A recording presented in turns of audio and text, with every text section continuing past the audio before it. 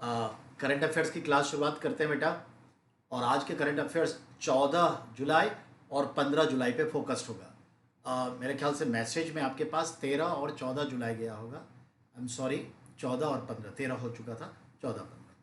तो 13 में बस एक है जो उसको हम ओके करते हैं। ध्यान से सुनिएगा।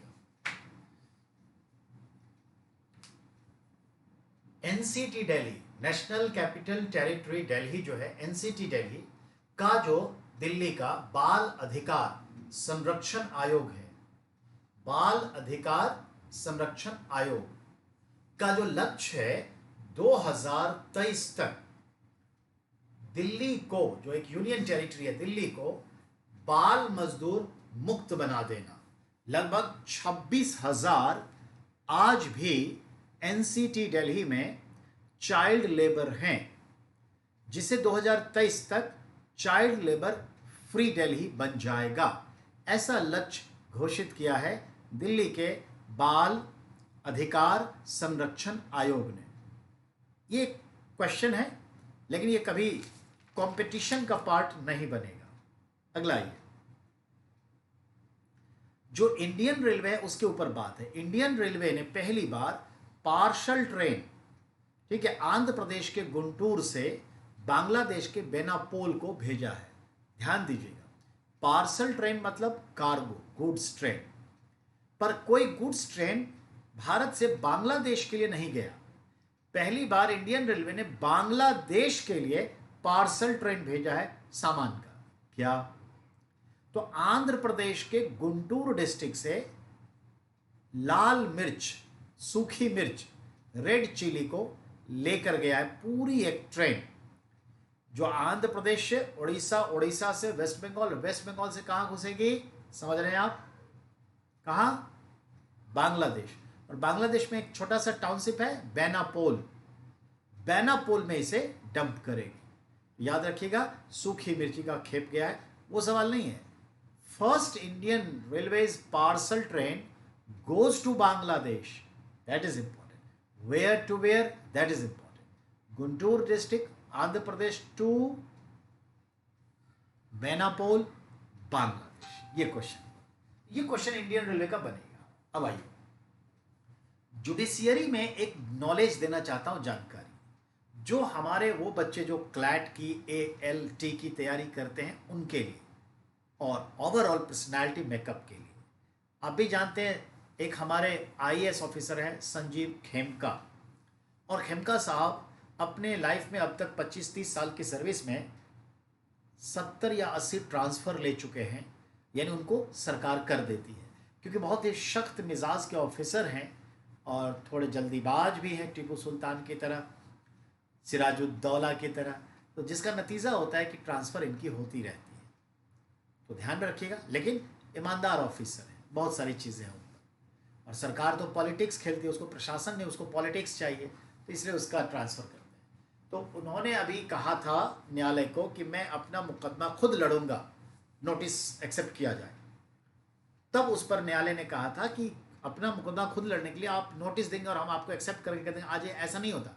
उसका एक प्रोसेस है, एक रूल है, उस रूल को फॉलो करिए, then I will grant you. देखिए जरा रूल क्या है, गौर से सुनिएगा सभी लोग। जुडिशियरी, पेज नंबर बेटा 262 है जो आप पढ़े होंगे, और टॉपिक नंबर 9 है। जुडिशियरी, सर्वोच्च अदालत नियम 2013 आदेश 4 नियम 1, अगर कोई व्यक्ति व्यक्तिगत रूप से खुद बहस करना चाहता है तो उसे बताना होता है कि वह वकील की सेवा क्यों नहीं ले रहा है। If anybody want to be arguments in the court selfly, can defend selfly, no need to hire any advocate, then they must be firstly informed to court why you have to be not hiring the advocate। एक तो ये किसके तहत? उसके तहत है सर्वोच्च न्यायालय, सुप्रीम कोर्ट्स रूल 2013 ऑर्डर 4 नियम 1 रूल 1 के तहत। अब है, अर्जी रजिस्ट्रार को जाता है, रजिस्ट्रार व्यक्ति से साक्षात्कार लेकर कोर्ट को भेजता है, यह कहते हुए कि व्यक्ति कोर्ट की जरूर सहायता करने में सक्षम है। यानी अगर हमें खुद लड़ना है, जैसे रुस्तम पिक्चर में अक्षय कुमार को देखा है ना, गांधी जी अपना मुकदमा खुद लड़ते थे, वो वकील ही थे फिर भी अपना मुकदमा खुद लड़ते थे। तो अभी प्रोसेस वही होगा, चाहे एक आम आदमी हो या एक वकील हो, अपना मुकदमा खुद लड़ना चाहता है तो वही होगा। एक तो सबसे पहले बताना होगा, दूसरा अब अपनी अर्जी देनी होगी कि मैं मुकदमा खुद लड़ना चाहता हूं। तो अर्जी देंगे किसको? रजिस्ट्रार को, जो कोर्ट में रजिस्ट्रार होता है। रजिस्ट्रार अब हमसे आकर के इंटरव्यू लेगा, क्यों, क्या आप सक्षम हैं अपना फैसला अपना लड़ने के लिए? क्या आप न्यायालय को न्याय दिलाने में मदद कर सकते हैं? कहने का मतलब हम उतने परिपक्व हैं जो न्यायाधीश को, न्यायालय को मदद कर सकें कि एक्चुअल अभियुक्त कौन है, क्रिमिनल कौन है, गलत कौन है। अगर नहीं तो आप न्यायालय का समय बर्बाद करिएगा। इसलिए ये नहीं कि आप बड़े पढ़े लिखे हैं, you have to prove not but you have to assure कि you are capable to help to judiciary. ये चीजें हैं, वही कह रहा है। तो साक्षात्कार लेके कोर्ट का भेजता है, ये कहते हैं कि ये व्यक्ति न्यायालय को न्याय दिलाने में मदद करने में सक्षम है, या फिर उसके लिए एमिकस क्यूरिस नियुक्त करने की आवश्यकता है। एमिकस क्यूरिस क्या होता है? जो होता है लैटिन वर्ड है, ए पर्सन हु ऑफर्स और is called in to be advice a court on some legal matters. जैसे कि हमें लगता है कि कोई लीगल मैटर हमें बताते रहे, समझाते रहे और हम अपना मुकदमा खुद लड़ लेंगे, तो लीगल मैटर समझाने के लिए कोई होता है एमिकस क्यूरी। ये भी पूछता है, ये शब्द खूब पूछता है, एमएस क्यूरी क्या होता है? तो एमिकस क्यूरी मतलब legal persons who advice to legally but not in court, out of court. अब आइए, तो ये हो गया आपका। अब अगले पॉइंट पर आते हैं। अब ध्यान दीजिए, जो जियो है ना, जो रिलायंस का जियो प्लेटफॉर्म है, उसमें 12th इन्वेस्टर, 12वां इन्वेस्टर जुड़ गया, जिसका नाम है क्वालकॉम वेंचर। जियो में 12वें नंबर का निवेश करने वाला इन्वेस्टर का नाम क्वालकॉम वेंचर्स है, जो अमेरिका यूएसए का है। इसने 730 करोड़ रुपए इन्वेस्ट करके जियो का 0.15 स्टेक्स यानी शेयर लिया है। तो 12 निवेशक हो गए। ठीक है, चलिए अब आते हैं अगला। बेटा एक छोटा सा कंट्री है Dominican Republic. Dominican Republic is a very small country, just thousands people live there. It is island country that is laying in Pacific Ocean. What's its importance? The Dominican Republic country is going to become world first cyclone proof nation. क्या मतलब है बेटा? यहाँ 2018 में मरियम नाम का cyclone आया, मरियम नाम दिया गया उसका, साइक्लोन आया, बड़ी तबाही हुई। तब से 2 साल के भीतर इसने तय कर लिया कि हम अपने देश को क्या कर देंगे, साइक्लोन प्रूफ कर देंगे। कैसे?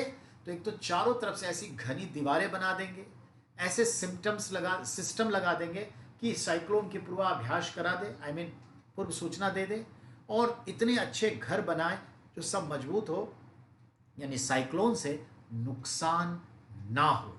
तो world first country cyclone resist या cyclone proof country, that is Dominican Republic. ये क्वेश्चन बनेगा। ठीक है, आगे आइए। 14 जुलाई पे हम लोग आ जाएं, 14 जुलाई पे ध्यान देंगे। CBSE result 12th class pass out, यानी आप भी जानते हैं CBSE central board of secondary education ने 12वीं कक्षा का परिणाम घोषित कर दिया, मालूम ही आपको। और इसके तहत जो टॉपर है वो है Divyanshi Jain from Lucknow. His subject was humanities and she got 600 in 600. 500 का होता है, पर कोई आदमी एडिशनल एक सब्जेक्ट 100 का रख सकता है। तो 5 subject 500, each subject 100, 6th as a additional रख सकते हैं। तो she was kept 6th as a additional. तो इन 6 में 600 मार्क्स आए, 600 में 600%। Divyanshi Jain from Lucknow, 600 upon 600. She is the India's topper. CBSE 12th class result. Clear? Uttar Pradesh के लिए सवाल बनना तय है, सभी के लिए सवाल बन सकता है। In male Tushar Singh, Bulandshahr, UP, 500/500। इसने एडिशनल सब्जेक्ट नहीं रखे, 500 में 500 आया, ये याद रखिएगा। गर्ल्स पासिंग आउट, अब देखिए तो male topper, female topper, total topper. तो टोटल इंडिया टॉपर में दिव्यांशी जैन आ गई, फीमेल में भी वही टॉपर हुई। मेल टॉपर जो है हमारा तुषार सिंह हो गया, उसने 600 में 600, इसने 500, दोनों 100% मार्क्स लिए, तो दोनों के मार्क्स 100% काउंट होगा। अब ये दोनों उत्तर प्रदेश से हैं, एक लखनऊ से है, एक बुलंदशहर से है, याद रहे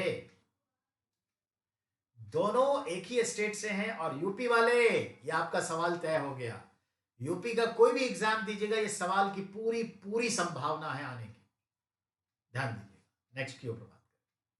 अच्छा, जो गर्ल्स की पासिंग है इस बार कितना रहा, तो अगर 100 गर्ल्स पार्टिसिपेंट की एग्जाम में, तो 92.15 पासिंग परसेंटेज है, यानी 92.5% लड़कियां जो है पास की है। और जो गर्ल्स की पासिंग ये है, बॉयज की पासिंग क्या है, 86.19 बॉयज की पासिंग, यानी 6 पॉइंट कम है बॉयज की, नहीं। और टोटल परसेंटेज बॉयज गर्ल्स मिला के जो पासिंग है 88.72। महिलाएं, लड़कियां आगे चल रही हैं, ध्यान रखने की। अब आइए गूगल के ऊपर बात करें। ये तो हो गया बेटा गूगल के ऊपर। गूगल के जो सीईओ हैं सुंदर पिचाई हैं, इंडियन ओरिजिन है।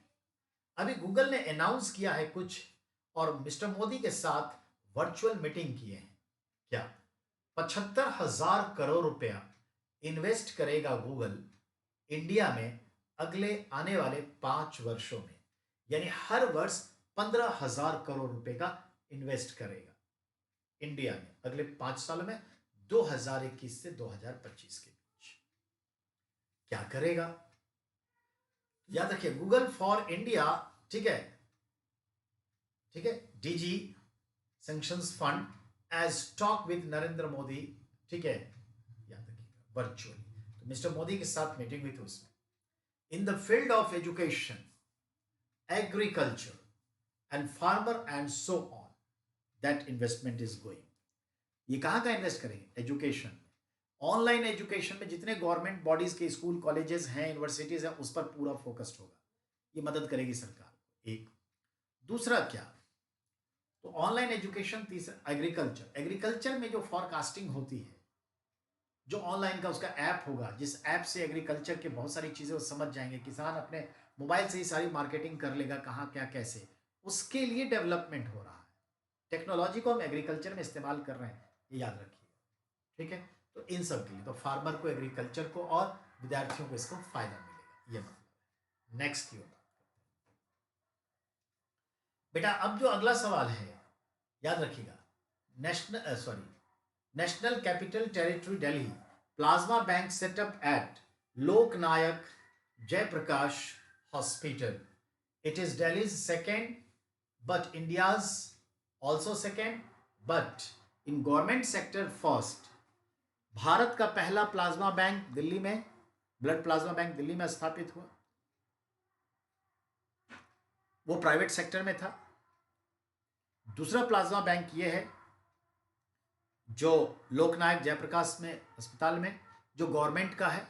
तो ये इंडिया का सेकंड है, बट मैंने क्या कहा, पब्लिक सेक्टर का पहला है। अब आइए, 14 July 1636 Aurangzeb appointed governor viceroy of the south India by Shahjahan. कोई इशू नहीं है, और हमें यह समझना है कि 1636 से ही औरंगजेब दक्षिण भारत का गवर्नर था, शाहजहां ने उसे अपॉइंट किया था, दैट इज इंपॉर्टेंट। ये हो गई। अब आइए, नॉर्दर्न रेलवे स्टार्ट, ठीक है ना, टेवा सेवा योजना फॉर टाइम बॉन्ड, ठीक है, माल भाड़ा।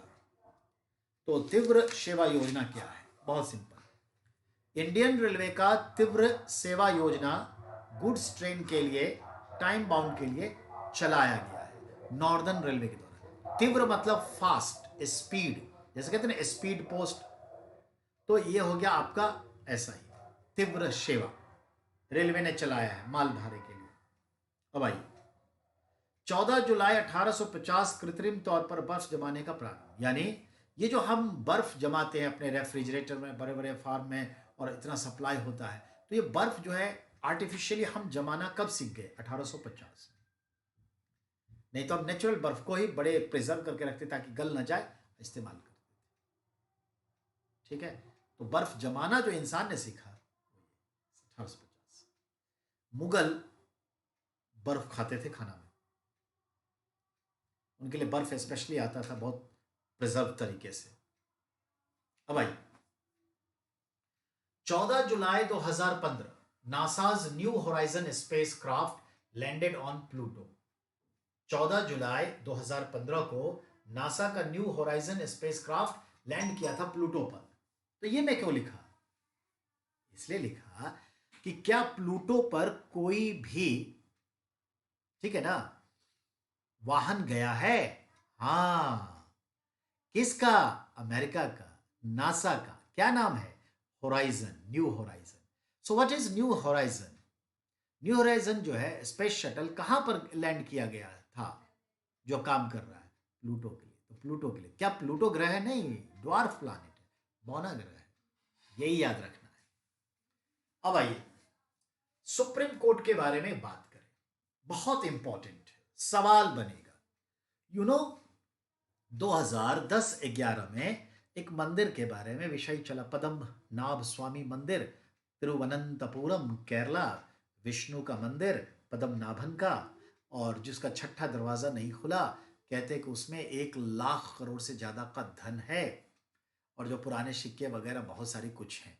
तो अब उस पर बात चला और कोर्ट आ गया, जो कहते केस आ गया केरल के हाई कोर्ट में, फिर ऊपर आके सुप्रीम कोर्ट में आ गया उसी साल।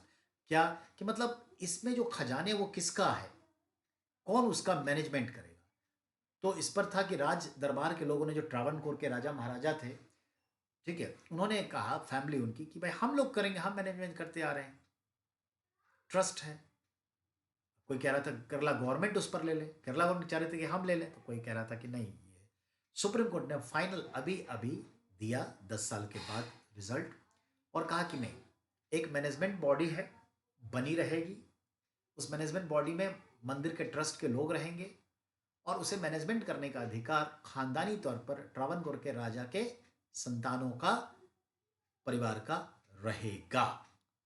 ये आ गया है, तो सुनिए। The Supreme Court judgment on Padmanabh Swami Temple, Thiruvananthapuram. Temple's management along with treasury, the main role paid by Travancore King's family. समझ गए? पूरे मंदिर के प्रबंधन का खजाना सहित मेन रोल, प्रमुख रोल, एज ए चीफ का रोल कौन निभाएंगे? ट्रावनकोर के राजा के फैमिली मेंबर। दूसरा, फ्लिप द, ठीक है, judgment of Kerala high court on 31 January 2011। यानी इस तरह का जजमेंट दे करके सुप्रीम कोर्ट ने केरल हाई कोर्ट के 2011 के दिए गए जजमेंट को पलट दिया। उसमें कहा था केरला का गवर्नमेंट इसको मैनेज करेगी। तीसरा, temple has 7 doors, 6 has been open, ठीक है, 1.2 lakh crore rupees gold and diamond jewelleries founded. सही बात है, 6 दरवाजे खुल चुके थे, लगभग 1.2 लाख करोड़ रुपए के गोल्ड मिले, सोना चांदी हीरे जवाहरात कैश जो भी है, और 7वां दरवाजा नहीं खुला। 2nd सेंचुरी बीसी का 800 केजी सोने का सिक्के, रोमन सिक्के, 1 coin value is 2.7 crore rupees. कहने का मतलब ऐसी ऐसी चीजें मिली थी उस टाइम में कि एक एक जो सोने के सिक्के हैं एंटिक, 2000 साल पुराने, 2200 साल पुराने, राजा टेबेरियस के, राजा क्या कहते हैं वो, ऑगस्टस के, जो रोमन राजा थे, नीरो थे, उन सब के सिक्के यहाँ मिले हैं जो व्यापार होता था। तो एक सिक्के की वैल्यूज 2.7 करोड़ आती गई, 3-3 करोड़ का एक सिंगल सिक्का। तो लगभग 800 किलो सोना था, तो उसको दिखाया गया जो अलग अलग चीजों के रूप में था। अब आइए, 7th door is so far not open, prohibited by Supreme Court because of the religious sanctity. उनकी अपनी कुछ धार्मिक प्रतिबद्धता है, पवित्रता है। सैंक्टिटी यानी पवित्रता, तो उनकी अपनी सैंक्टिटी की वजह से, धार्मिक पवित्रता की वजह से 7वां दरवाजा ना खोलने का ऑर्डर सुप्रीम कोर्ट दिया कि नहीं खुलेगा। अब आइए, फर्स्ट इट्स ओपन थ्रू नागपाश मंत्र। पहले तो याद रखिएगा, इस दरवाजे को खोलने के लिए सातवें नागपाश यानी गरुड़ मंत्र होना चाहिए। नागपाश यानी सांपों को आप बांध सके, कंट्रोल कर सके। तो नागपाश यानी कि गरुड़ मंत्र होना चाहिए पद्मनाभन स्वामी मंदिर को ओपन करने के लिए। और इस दरवाजे के अंदर लगभग 52.59 लाख करोड़ रुपए का खजाना हो सकता है। ऐसा माना जाता है कि लगभग 60 लाख करोड़ रुपए का खजाना हो सकता है। 52.59 यानी 50 लाख करोड़। याद करिए, अभी मिस्टर मोदी ने जो भारत सरकार के खजाने से 21 लाख करोड़ रुपए का फंडिंग किया है कोरोना में, 21 लाख, इसका ये 2.5 गुना ज्यादा है। 21 लाख करोड़ का 2.5 गुना ज्यादा है। अब आइए, वर्ल्ड टॉप रिचेस्ट टेंपल, इसे पद्मनाभन स्वामी को वर्ल्ड टॉप रिचेस्ट टेंपल के रूप में जाना जाता है। अब सबसे टॉप में पद्मनाभन आ गया। 2 लाख करोड़ रुपया प्रेजेंट में जो आइडेंटिफाइड धन है, और बाकी जो 7वां है वो तो अभी खुला नहीं। तिरुपति बालाजी दूसरा रिचेस्ट टेंपल है वर्ल्ड का। शिरडी साईं बाबा तीसरे रिचेस्ट टेंपल है। चौथा वैष्णो देवी आता है। 5वां सिद्धि विनायक मुंबई आता है। चलिए अब ध्यान दें, मंदिर के गर्भगृह के स्थान पर विष्णु की प्रतिमा पाई गई थी, और गर्भगृह में भगवान विष्णु शेषनाग सस्या पर है। अनंतशायी विष्णु, पद्मनाभन स्वामी विष्णु मंदिर में जो विष्णु जी हैं वो किस रूप में है? अनंतशायी, यानी चीर निंद्रा में शयन कर रहे हैं ये चीज। अब आइए अगले पॉइंट पर आते हैं। 6ठी शताब्दी में यहां मंदिर बनाया गया, इसका जिक्र और 9वीं शताब्दी का पुस्तक है, यानी 9th सेंचुरी एडी के बुक में यह जिक्र है कि 6th सेंचुरी में इस मंदिर का निर्माण किया गया।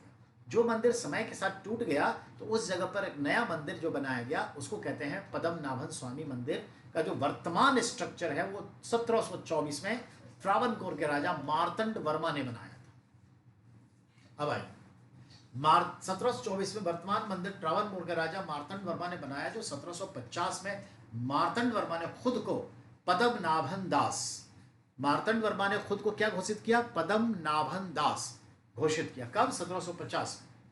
और तमाम राजाओं ने अपनी संपत्ति जो है पद्मनाभन के दान कर दिया, यानी kings all treasury donated to Padmanabhan the god, और उनके गुलाम बन के, दास बन के शासन किए। तो संपत्ति तो उसी की होगी ना, बिल्कुल सही देखा जाए तो। अब आइए, एक ये हो गया पद्मनाभन के ऊपर बात होगी। नेक्स्ट टॉपिक पर आइए, Bharatmala, India's largest infrastructure development project. कभी भी पूछे, भारत का सबसे बड़ा विकास संरचनात्मक कार्यक्रम कौन सा है? भारतमाला। कैसे? भारतमाला जो है, ध्यान रखिए, भारत के तटीय प्रदेशों को सड़क मार्ग से जोड़ना, सभी बंदरगाहों को सड़क मार्ग से जोड़ना, रेलवे से जोड़ना, हाईवे से जोड़ना, एयरपोर्ट से जोड़ना, और पूरा कोस्टल एरिया को डेवलप करना, डिफरेंट स्ट्रक्चर्स तैयार करना, बंदरगाह तैयार करना, रोड तैयार करना, कनेक्टिंग पॉइंट तैयार करना है, इसमें बहुत सारे पुल बनाना है, ठीक है, ये सब है, सारी कनेक्टिविटी करनी है, ओवर ब्रिज बनाना है, सबवे बनाना है, where ever the passing of. तो इस तरह से याद रखिएगा, बहुत सारे भारतमाला के तहत आते हैं, और 7,500 का हमारा जो है कोस्टल एरिया है, तो ये बहुत बड़ा इंफ्रास्ट्रक्चर एरिया मतलब प्रोजेक्ट है। नेक्स्ट, 14 जुलाई 2020 को नितिन गडकरी ने बहुत सारी चीज़ों का इनॉग्रेट किया, किसी का शिलान्यास किया। तो कुछ चीज़ें इनॉग्रेट की गई, कुछ का शिलान्यास किया गया, जो हरियाणा के एग्जाम के ख्याल से भी इम्पॉर्टेंट है, क्योंकि खासतौर से हरियाणा के संदर्भ में देखा गया है। तो ये चीज़ें, लेकिन यहाँ पे आप पढ़ लीजिएगा, कोई ज़्यादा खास नहीं है। अब हम बात कर रहे हैं पेज नंबर 265 टॉपिक 10। अब आइए नेक्स्ट 12 टॉपिक है, पेज नंबर 266 पे है, Google's plan in India in coming 5 years। अभी बताया था ना, गूगल जो है भारत में 75,000 करोड़ रुपए अगले 5 वर्ष में क्रमशः प्रत्येक वर्ष 15,000 करोड़ रुपए इन्वेस्ट करेगा, जिससे कि यहाँ के ऑनलाइन एजुकेशन या एजुकेशन सेक्टर में, फिर इसके बाद फार्मर्स के लिए, एग्रीकल्चर के लिए काम करेगा। इससे उसी से रिलेटेड डेवलपमेंट होगा।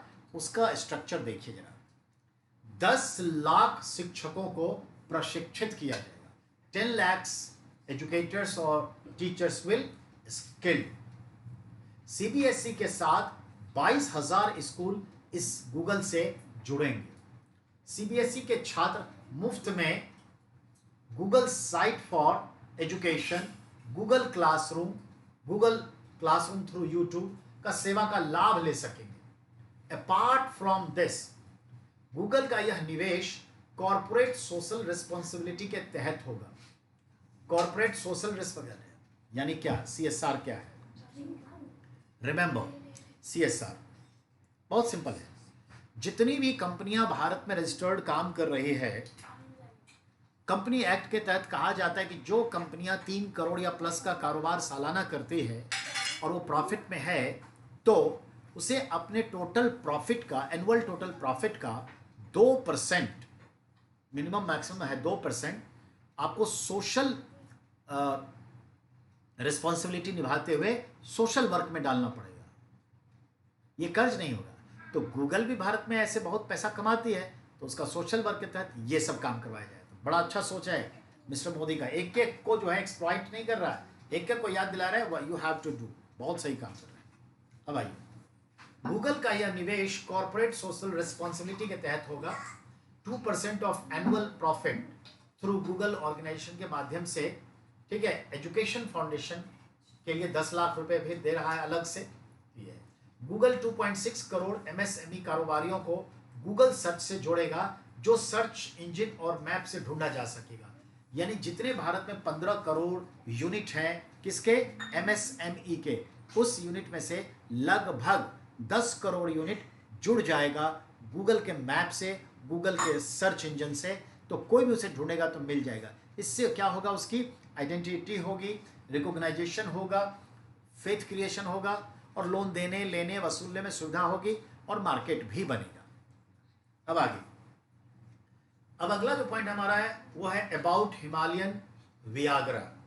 आप और हम सब जानते हैं, मन की बात में भी और बहुत पहले, लगभग 1 साल पहले, मिस्टर मोदी ने हिमाचल प्रदेश, उत्तराखंड के ऊंचे सरहदी इलाकों, लगभग 4,000 मीटर ऊंचे स्थानों पर ग्लेशियर के नीचे, जब ग्लेशियर पिघल जाता है तो उगने वाले कुछ ऐसे कीड़े होते हैं।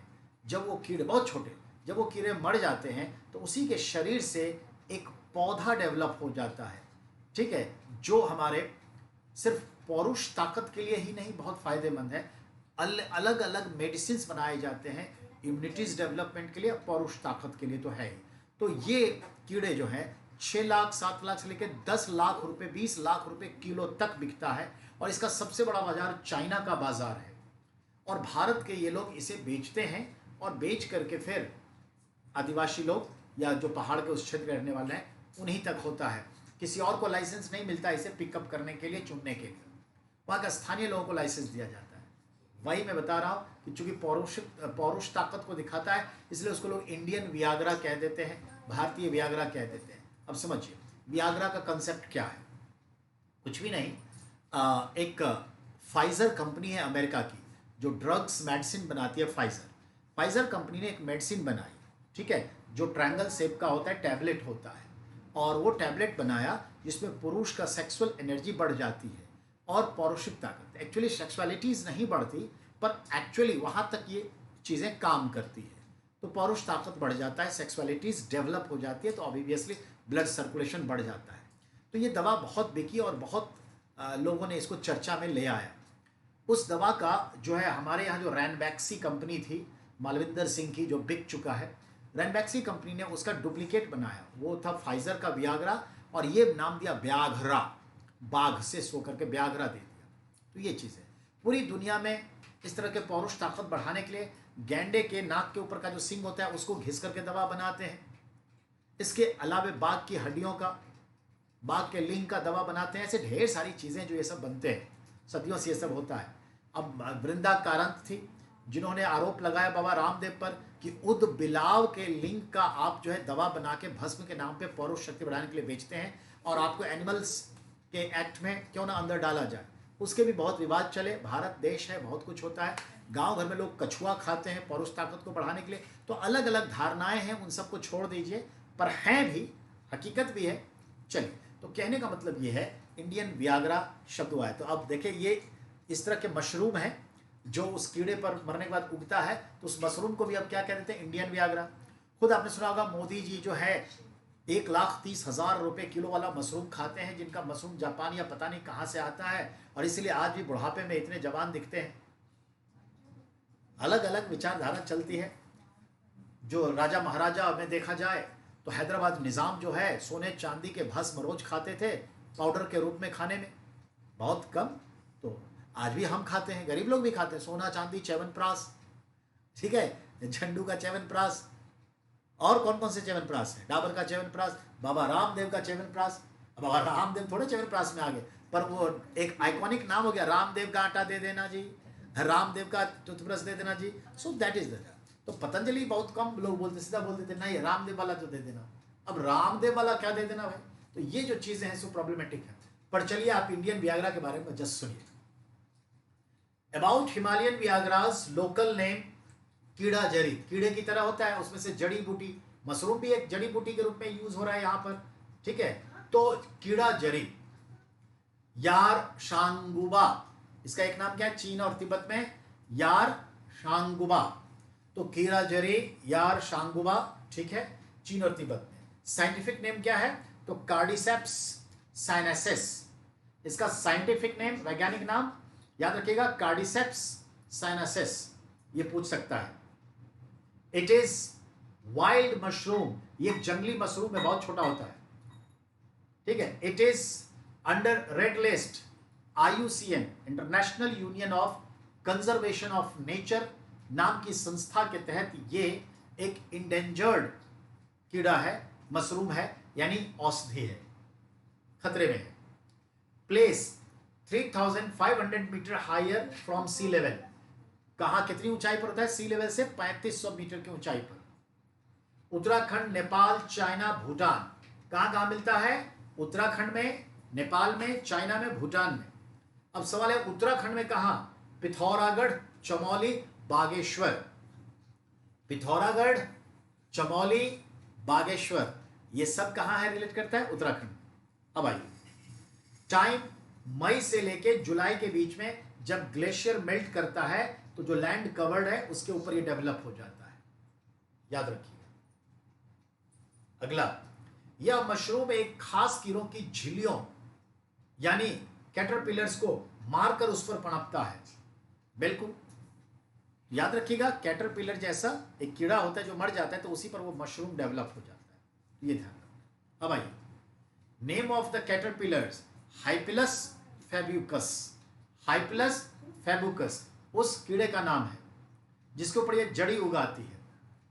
इसके निकालने का समय जो होता है मई से लेकर जुलाई, राज्य सरकार की आज्ञा होती है।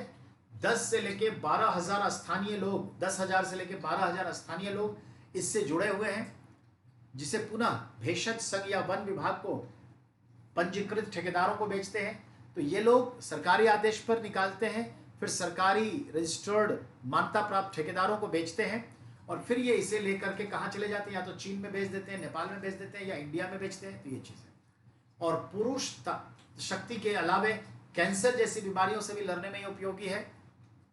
ये सबसे बड़ा मार्केट इसका चाइना है, जहां 20 लाख रुपए किलो इस जड़ी को बेचा जाता है, यानी यार शांगुबा या कीड़ा जरी को। अब आइए, अब कुल मिलाकर के बात समझ में आ गई। ये था अबाउट इंडियन वियाग्रा। इस पर सवाल आएगा, जवाब दे दीजिएगा। नेक्स्ट आइए, चाइना साउथ एशिया में भारत को घेरने के लिए त्रिशूल नीति का प्रयोग कर रहा है। त्रिशूल नीति का संदर्भ क्या है, जरा समझिए। भारत का नक्शा देखिए, अरब सागर की तरफ से, हिंद महासागर की तरफ से। भारत का नक्शा आप हिंद महासागर की तरफ से देखिए, और हिंद महासागर की तरफ से चाइना का त्रिशूल समझिए। बीच वाला पार्ट छोटा होता है या बड़ा जो भी है, ये तो देखिए, ईरान पाकिस्तान को ले लिया ग्वादर से, इधर म्यांमार को लिया हुआ है, श्रीलंका को लिया हुआ है। तो देखिए, म्यांमार पूरब में, पाकिस्तान पश्चिम में, और श्रीलंका दक्षिण में, तीनों लेवल पर इंडिया को 3 तरफ से। तो इसको क्या कहते हैं? त्रिशूल, याद रखिएगा, इसको त्रिशूल नीति कह रहे हैं। अब आ गया, इंडियन रेलवे अगले 10 वर्षों में ग्रीन रेलवे बनेगी। क्या मतलब? मेरे कहने का ये मतलब है जो इंडियन रेलवे है अगले 10 वर्षों में कागज का नामो निशान हटा देगी। सब ईमेल पे, मैसेज पे, मोबाइल पे, इन सब पे चलाएगा हर कुछ। यानी कागज का इस्तेमाल मिनिमाइज हो जाएगा, ये मेरे कहने का मतलब है। तो सारा ग्रीन रेलवे बन जाएगी।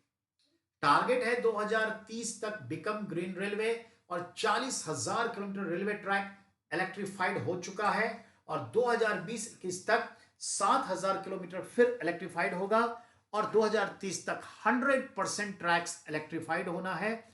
बिजली से चलेगी, जो बिजली सोलर एनर्जी से आएगी, विंड एनर्जी से आएगी, यानी वो भी ग्रीन चैनल से आएगी, थर्मल से नहीं आएगी। इसका मतलब है कि जो बिजली का वो खपत करेगी, तो अब डीजल का खपत नहीं होगा, कोयले का खपत नहीं होगा, ऑब्वियसली अब क्या हो जाएगा, ग्रीन रेलवे कहलाएगा। So what is the railways target of green railway? Your answer will be 2030। और ये भी पता चले लगभग बेटा 67,000 किलोमीटर रेलवे का ट्रैक बिछा हुआ है। 70,000 मान ले, और 40,000 यानी लगभग मान लीजिए, तो 60% तो नहीं, लेकिन हाँ 60% जो है ट्रैक्स क्या हो गया है, इलेक्ट्रीफाइड हो चुका है। और बहुत जल्दी 7,000 होने जा रहा है, तो क्या बोलेंगे, 70% इलेक्ट्रीफाइड हो गया है रेलवे ट्रैक। ये सब क्वेश्चन आएगा तो जवाब देना होगा। अब आइए, विप्रो एक कंपनी है भारत की, कभी पहली और आज इंडिया की तीसरी लार्जेस्ट कंपनी है आईटी, इंफॉर्मेशन टेक्नोलॉजी का विप्रो। अजीम प्रेम जी इसके फाउंडर भी थे और इसके चेयरमैन भी थे। अभी चेयरमैन के पोस्ट से अजीम प्रेम जी बुजुर्ग हो गए, उन्होंने रिटायरमेंट ले ली, और फिर उनका बेटा है ऋषद प्रेम जी, वो इस कंपनी को चला रहे हैं। ये हमारे एक मुस्लिम बंधु हैं, पर बहुत ऊंचे विचार के हैं। और इनकी एक चीज याद रखिए, बुजुर्ग होने तक भी वो अपने 8वीं 9वीं मंजिल पर जो जाते थे ऑफिस बैंगलोर में, तो सीढ़ी चढ़ के ही, लिफ्ट होते हुए भी नहीं जाते। तीसरी बात, वो जब भी कोई शर्ट कपड़े पहनते तो इंडियन क्लॉथ ही पहनते हैं, विदेशी नहीं पहनते। और बहुत चर्चे इसलिए भी हैं कि ये बहुत बड़े फिलेंथ्रोपिस्ट हैं, यानी बहुत सारा धन लोगों में बांटते हैं, ये चीज है। तो राशिद यानी ऋषद, नॉट राशिद, ऋषद प्रेम जी, अब इनके पुत्र चेयरमैन बने हैं।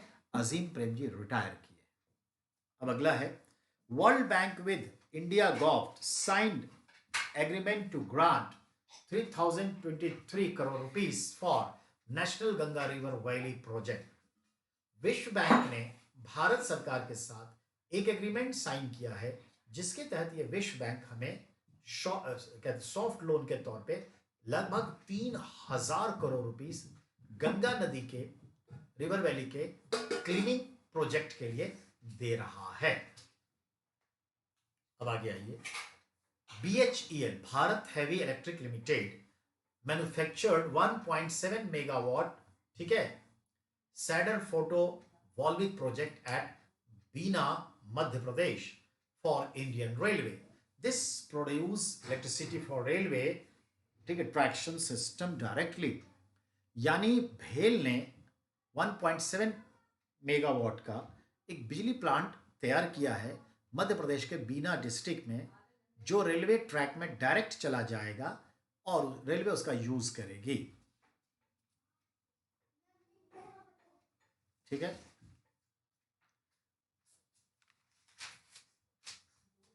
अब हम बात करते हैं बेटा GAIL India. GAIL India limited मालूम ही है, gas authority of India limited. तो going to be invest in startup company to, ठीक है, to financial support through Pankh program. Pankh एक प्रोग्राम है जिसे इनिशिएट कर रहा है और उसे फाइनेंशियल सपोर्ट दे रहा है गेल, याद रखिए। अब at death, daughter of Nelson Mandela named Jimmy Mandela, she was presently south American ambassador in Denmark. ये क्वेश्चन नहीं आएगा। अब अगला आइए, ब्रह्मपुत्र नदी के नीचे सुरंग बनाने का केंद्रीय मंत्रिमंडल का एक प्रस्ताव मंजूर कर लिया है केंद्रीय मंत्रिमंडल, यानी सेंट्रल कैबिनेट मिनिस्टर, ठीक है,